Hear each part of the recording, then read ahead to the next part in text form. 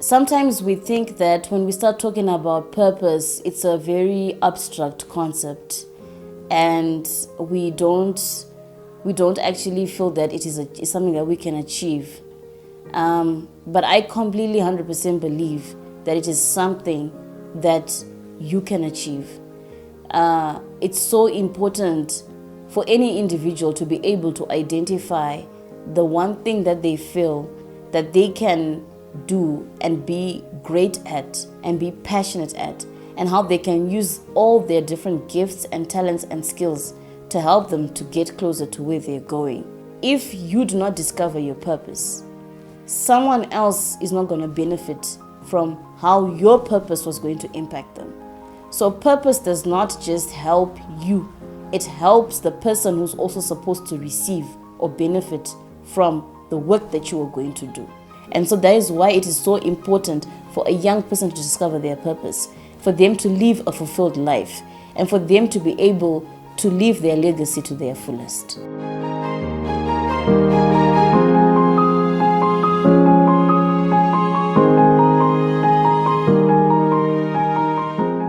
My name is Tadziripa Madzima. I'm 35 years old, and I am the founder of Ignite Youth Organization. I'm also a 2018 Mandela Washington Fellow.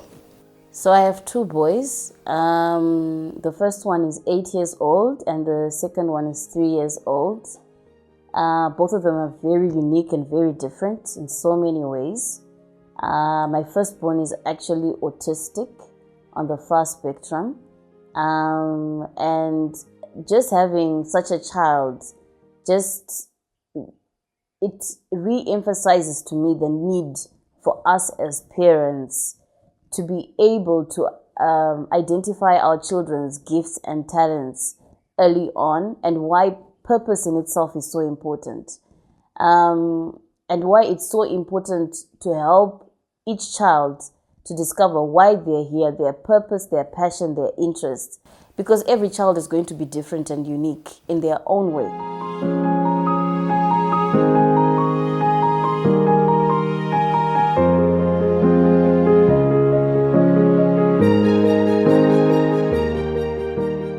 I grew up in a single parent family.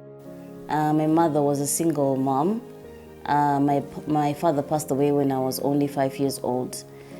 So practically I was reared by my mother all of my life.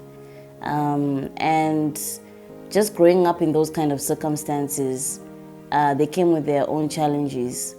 My mother was a very hardworking woman. She was always focused on making sure that she's putting food on the table.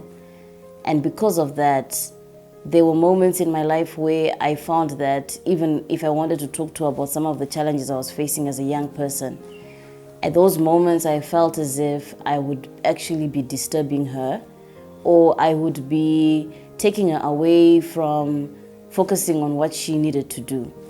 And so at that time, I felt very much as if, as a young person, I was a bit confused about what I wanted to do with my life as well. And I was not very sure about the direction that I was going to take. But one thing I knew for sure is that I wanted to make my mother proud because of all that I had seen her going through, all the work that she had done to take care of me and my siblings.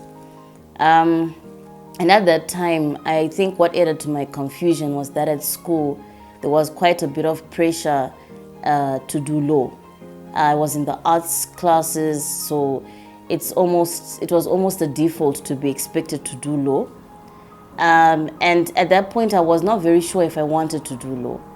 I had quite a number of interests. I was also interested a bit in international relations. I was also a bit interested in art and graphic design. So not also feeling very comfortable to go to my mother and speak to her made it also very complicated for me to have a clear direction on what I wanted to do. There were a lot of voices. There was my own voice. There was my mother's voice. There was my teacher's voice, my friends' voices. All of that was playing a big part in me trying to make a decision in terms of what I wanted to do. So after I finished my A-levels, I was definitely very much still passionate about doing art because that was something that I loved doing.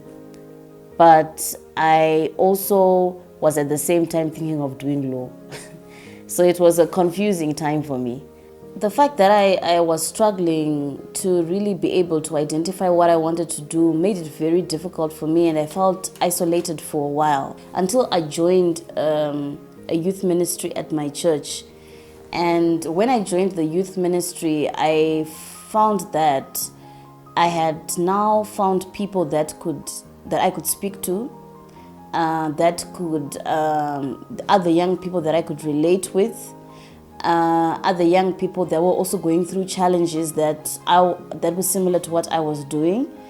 And the church that I was going to had a very strong focus on purpose, and that inspired me a lot in helping me to begin to find my direction, because I not only was focusing on networking with other young people, but I was also learning.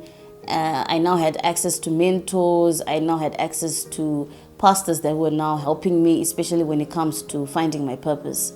And that is what really encouraged me along my journey.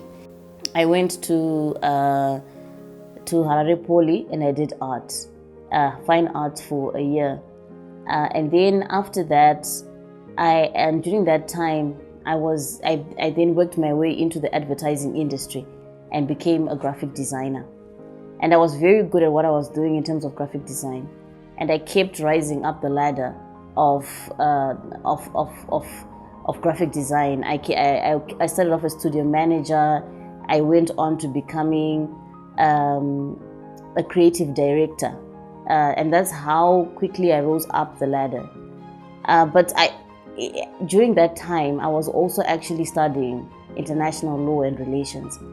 And it came from a feeling dissatisfied with my own career choice. I felt that graphic design was not something that I could be really proud of or tell people that I'm a graphic designer. I felt that it's not something that I could really make my mother proud of me, to tell her that I'm now a graphic designer. So I was doing international relations and law to make her proud. So I did it, and it helped me, and it still is helping me in my present career. But during that time of confusion as a young person, and because it was such a lengthy period of time, all those experiences that I faced is what drove me to start Ignite Youth Organization. It was only after a couple of years of working in the marketing and advertising industry that I began to see that this is something that I am passionate about and something that I'm very good at. And I eventually became comfortable with it. But as a young person, I never saw it as a viable career choice. And so with all those experiences, I realized that many young people in our country are struggling to find the right career choices, either because they are not getting enough support at home, or they feel that they're comparing what they want to do or their skills with other young people and thinking that, well, I don't think I'm good enough. I don't think that what I want to do is compared to this person who wants to be an engineer or a doctor. So with those kind of experiences, I felt that there needed to be a forum or a platform for young people where they're encouraged to pursue their talents, their gifts, and a place which nurtures their gifts and talents. And so with that in mind, and with my own personal experiences, and because of something that I was very passionate about, since it's something I also personally grew up feeling, this is how I ended up starting Ignite Youth Organization. When I created Ignite Youth Organization, it was from looking at the experience I had growing up and how I felt isolated, and how that shifted the minute I became a part of a group of people that could help me, that gave me access to mentors that could support me. That shifted and helped me tremendously. And it helped me to find an outlet, a place where I could get the support that I needed. And with Ignite Youth Organization, the goal was not to make it a denominational initiative, because I felt that young people, irrespective of which religion they are part of, which society they come from, they all struggle with this one component of not knowing what they want to do with their lives.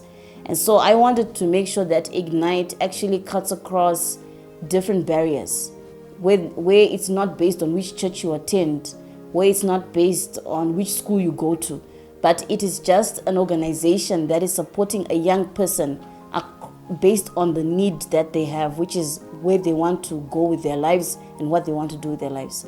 Just learning that there's a key component that being a part of a group is important, that will support you, and having access to mentors is important. For me, it was about breaking across the barriers of groups, of backgrounds, whether you come from Chitungwiza, whether you come from Marlborough.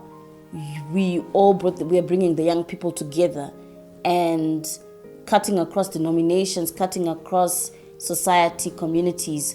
Whether you are Ndebele, whether you are Shona, there is that need for you to discover your purpose. We started in March 2018, and it started off with only about 5 young people coming. And we started off with just membership meetings. Then with time, we started having more events. We started providing more programs that provide a more holistic approach to youth development, where we are sort of looking at a young person in a 360 spectrum. When we're talking about purpose and about helping a young person, channeling them towards the proper direction in their lives, we cannot look at just one area and say that this is enough. We have to look at a young person in their entirety. What are their habits? What are their attitudes, their behaviors? What are the choices that they are making in their lives? Are they struggling with depression? Are they struggling with anxiety? What are some of the issues that they are facing that are confidence-based, self-confidence issues? And so it was a lot of things to look at, and that is why we had to create quite a diverse number of programs that aimed at helping young people, choose the right career choice, and at the same time develop to be wholesome individuals. Because we're not just looking at helping them to create an income or to find a job.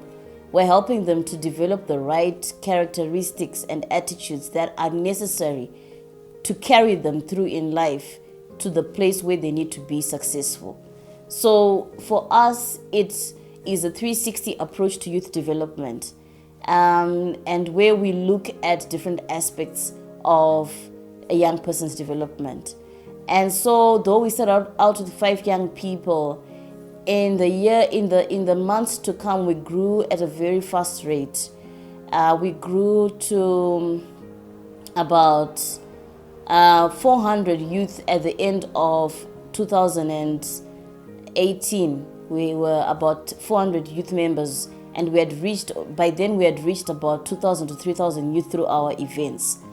And because we had such a diverse array of programs, the young people felt that they were developing a lot of skills. They were developing leadership skills.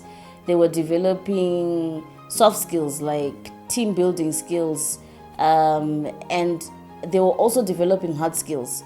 They were also learning how do you put together a proper CV if you're looking for a job? How do you identify the career path that you're supposed to take? How do you bring your skills, your talents, your gifts together to help you to find the right career path for yourself? So all these were things that the young people were developing for themselves. And many of the young people that come to Ignite Youth Organization by default actually were coming from underserved communities, ghetto areas in Zimbabwe. And we felt that we needed to do a survey to try and understand why many of our youth were coming from those areas. And we discovered that for them, through the survey that we did among the youth that were coming to our program, for many of them, there was no access to career guidance services in their schools. They were not getting access to career guidance support in schools. And so having a place which helped them to direct themselves in which way to go was critical for them. And so for us, it became a bigger cause because we also wanted to make sure that young people in those areas are also receiving the same resources and opportunities as other young people. So for us, we do have young people. Many of our young people come from Glenview, Mudiriro, Mufakosi, Mabvuku. Those are the ghetto areas in our country, and you find that this is where most of the young people come from, and they show a big excitement in what we do. And so when we saw that the program was doing so well in Harare, we decided to launch it in Bulawayo. And so we currently are serving about 200 youth in Bulawayo. And so the program has now grown a lot as well in Bulawayo. And our next steps as an organization is to launch it in Mutare, so that we have touched at least Mashonaland, Manyikaland, and Matebeleland, where we're actually getting a lot of young people saying, when are you coming to our city? When are you coming to our city? Because we actually realize that it is quite a big need in our country in terms of how are we helping young people to go in the right direction in terms of their career paths. We discovered that most of the young people who were coming were passionate about creative arts, sports, and entrepreneurship. And so we ended up having those 3 specific programs because many of them were passionate about how do I create a career, for example, as a musician, or how do I create a career as a sportsman, or how do I create a business, how do I make a business, a successful business. And they felt that many of the young people that were passionate about these 3 areas felt that they were not getting support for them to pursue these specific areas as career paths from either family, from friends, from school. And so that's why our programs had such a big focus on the creative arts, on the sports, and on the business component, because we wanted to help these young people to be able to get the skills they need to succeed within those 3 areas. We look at a young person with a 360 approach of what are the things the habits that you're doing that could be detrimental to you succeeding. What are the attitudes? What are the things that you're struggling with that could stop you from reaching your fullest potential, from you getting to where you want to go?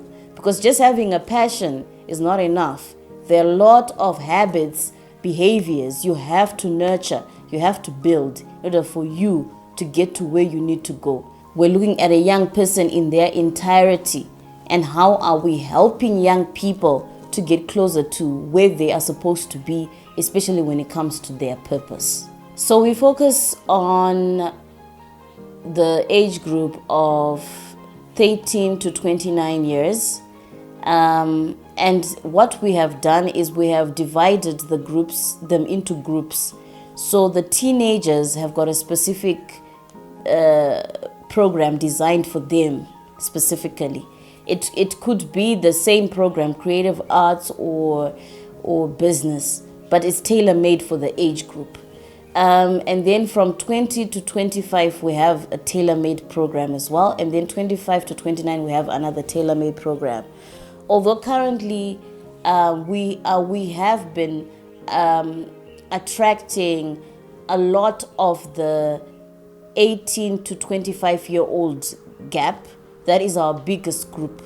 And we feel that that is mostly being driven by the fact that many young people, right after they finish high school, they're quite still confused about what they want to do. So for them, it is that period of, if I finished my A-levels, now what do I do? Where do I go? Which direction do I take? And so we find that many of them at that stage, they find Ignite as a solitude or a place where they can go and find some support to help them to go in the right direction. And we also have quite a number of other university students as well who come in, and we also help them to work around how whatever they are studying can still fit into the bigger spectrum of what they're supposed to do or what they want to do with their lives. This is how we also help young people to identify that they do not necessarily need to drop out of school. They can finish high school, they can finish their university, but it's about how do you bring what you learned to fit into the career path that you're supposed to take or go in your life. Ignite Youth Organization, we have different activities that we do in order for us to engage the young people. We go into schools, high schools. We run what is called a Live Your Legacy program in high schools, where we partner with, for example, debate clubs, interact clubs, and then we use those platforms to talk about purpose to young people and how they can discover their purpose and why it's important. And through those Live Your Legacy outreaches, we get a lot of young people coming and joining the organization from there. We then also do a lot of workshops and events around the programs that we do, business entrepreneurship workshops, training workshops. We also make sure that we bring experts. For example, for our creative arts program, we have an activity called Meet an Artist, where an artist who is upcoming or who is succeeding or doing well comes and speaks to the young people to encourage them to pursue their careers. And so all these activities that we do, business entrepreneurship workshops, training workshops, leadership training workshops, we also do camps. All these activities that we do is where we get our young people. And so many of the young people have heard of us through their friends, through the events that we do, and also through social media. So we have 4 social media pages. The most vibrant of them is the Instagram account, and rightfully so, because many young people are on Instagram. And so many of the young people inquire about us through our Instagram accounts. They also inquire about us through Facebook, through Twitter. And so these are some of the channels that they use to communicate to us. They also, sometimes they send us inquiries through WhatsApp directly to find out about the work that we do. Our approach to career guidance is a little bit, for some people it's unconventional. It could be seen as unconventional because we are not necessarily looking at whether a young person is good at art sciences or commercials as it is in schools. We're looking at whether a young person, what are their gifts and their talents, and what are their interests. In fact, when we start, when we do an induction, we ask young people to write their eulogy. What would your obituary say when you die? What would you want it to say? And so many times when we've asked young people to write that, they're talking about how they want to build hospitals, or how they want to travel the world, or how they want to impact communities, or how they want to come up with a tech solution to a disease that is affecting the world in some way. And you find sometimes that it is not linked in any way to what they're studying. And so it really does bring a very unconventional approach to education. And so because of that, we sometimes get resistance from teachers in terms of your approach is not really going to help children in any way, because the focus of our current education system is that we identify what a child is good at academically, and then we channel them as in that way. And we are not looking at it in that way. We're looking at it from the point of, what does a young person want to do at the end of their life? What would they want people to say about them? And then we use that to bring all their gifts and talents to see how that can work for their greater purpose and desire. Our office as an organization is my home. And I've opened up my home for meetings. This is where we do all our meetings. This is where we do all our planning. And also this is a place where I also use it as sort of like a safe haven for many of the young people who are struggling with depression, or who are just feeling low. Many of them come here. They get access to people who come and speak to them. There's a life coach, there's a counselor, just someone who's an expert can speak to them. I myself do also encourage them. I help them the best way that I can, and I encourage them in the best way that I can. So this place is more than just an office. It's like a home. It's a home for the young people where they feel they're accepted, they're loved, they're wanted, and where they just feel free to be themselves. We have success stories of parents who have seen the benefits of how the program has helped their own children. We recently had a girl called Dion who wanted to pursue tech entrepreneurship, and we were supporting her in a big way to write her application, submit her applications, and so far she has been selected for the Tony Elumelu Foundation entrepreneurship competition. She was also selected recently for Tech for Women competition, which she participated in. And so her parents are extremely happy and excited to see that their child is doing so well in something that she is passionate about. And we also bring the parents testimonies the parents who have seen the impact of the work that we do and how it's helping their children. We have used those testimonials as a way of encouraging other parents to see the benefits of bringing their children and the youth to Ignite Youth Organization. So this has been a challenge for us. In terms of education itself, because we are now working in schools, what we are doing is working together with schools. And we have made it clear that we are not trying to get young people to stop learning. We believe that education builds an important foundation in a young person's life, and it's important.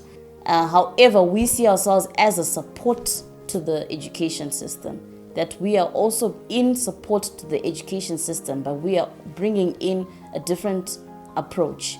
We are helping a young person to think about it in a bigger spectrum, as in, if they were to leave this earth, what have they done? Has it been meaningful? Has it been the thing that they were passionate about?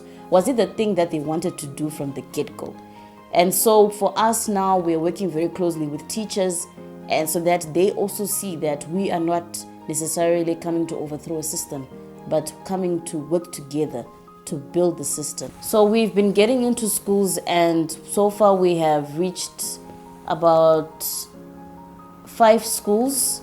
And how we have done the schools outreaches has been through the young people themselves, because they're so passionate about giving back and making sure that the other young people who are still at the schools they went to get to learn about what we do at an earlier point in their lives than they did. So what they do as Ignite members is that they go to the schools that they used to attend, and they approach their teachers and they introduce Ignite Youth Organization on our behalf, and they actually speak about Ignite Youth Organization and represent the organization themselves to their teachers, to their former teachers. And so once that happens, they then organize a meeting with the teacher. We then have an opportunity to sit with the teacher and to talk about the work that we do and what we're trying to achieve.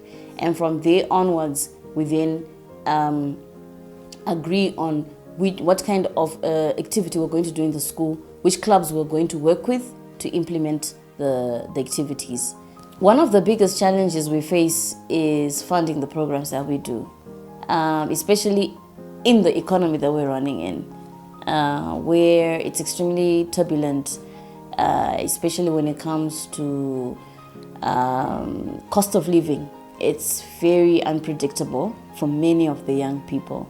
So it affects us in a big way, in where sometimes you find that young people are able to attend. They might not be able to attend a program because they do not have bus fee.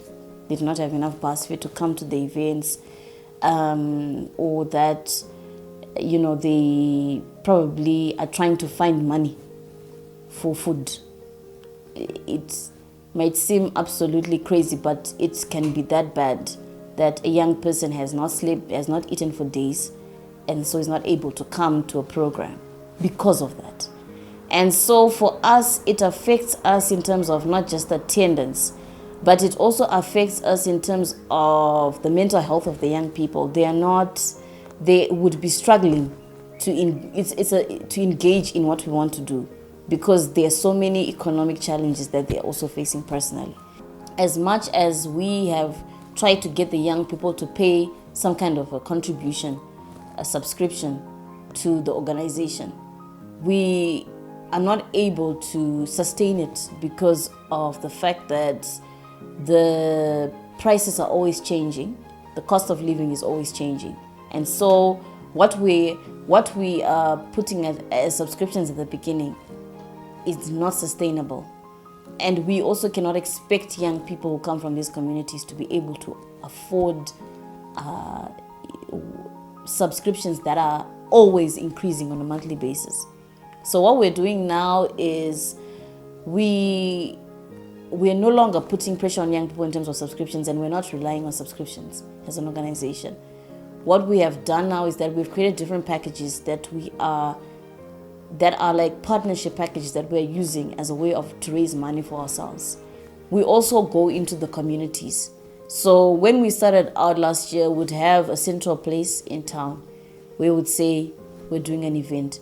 But because now we've identified the majority of where the young people are coming from, we go to the communities where they are at, whether it's Glenview, Mapuku, and we do events there. That way we cut out the cost of transport, where they're expected to actually travel into town for a workshop or an event. And so when we go to the communities themselves, that eliminates the aspect of them having to actually use transport money to travel to town in order for them to attend a workshop. Through the US Embassy, they've also provided a space in town for Mandela Washington Fellows to use. It's called B2C co-working space. And so that co-working space is a space that is available to Mandela Washington Fellows to use for workshops. And so it also has cut back on our costs in terms of hiring venues, etc. In our girls program, we also support teenage moms.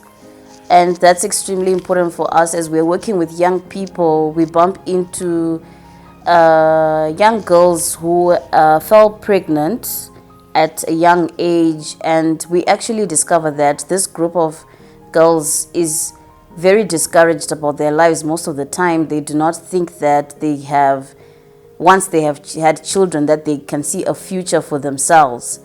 They usually give up on life. Even discussing about a purpose for them is such a foreign concept, and it's so far-sighted for them that they do not see it happening. So a focus on teenage moms is important for us because we feel that we want to give them that hope again. We want to ignite that hope in them again so that they can see that they are able to still live their purpose to their fullest. They're still able to reach their potential. They're still able to reach their goals, and we help them to regain their confidence again. So we do this through a variety of workshops that are targeted at helping these teenage moms. So it's again hard skills and soft skills training, giving them opportunities for them to learn hard skills, ways in which that they can make money for themselves, such as hairdressing, tailor making, and anything, even farming, ways in which that they can create an income for themselves. They can also get into beauty. So we teach them various things. And at the same time, because their confidence is so broken, we work on helping them to regain their confidence in themselves so that they're able to once again reintegrate back into society, feel like they are a part of a group of people that is welcoming, and that their contribution is still valid and wanted and valuable. Our overall goal is to have a center where we have all the young people services being provided at that center. So whether it is mental health, whether mental health services, whether it is support with depression, anxiety, counselors, workshops, trainings, and also where they can also exercise fitness and play sports. That is the goal that we have, that ultimately we should have this center which provides these services for young people.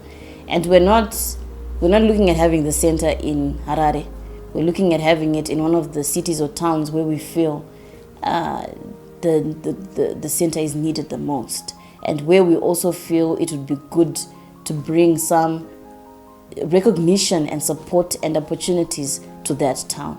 And so it's very important for us to look at other places besides Harare where we can have this center.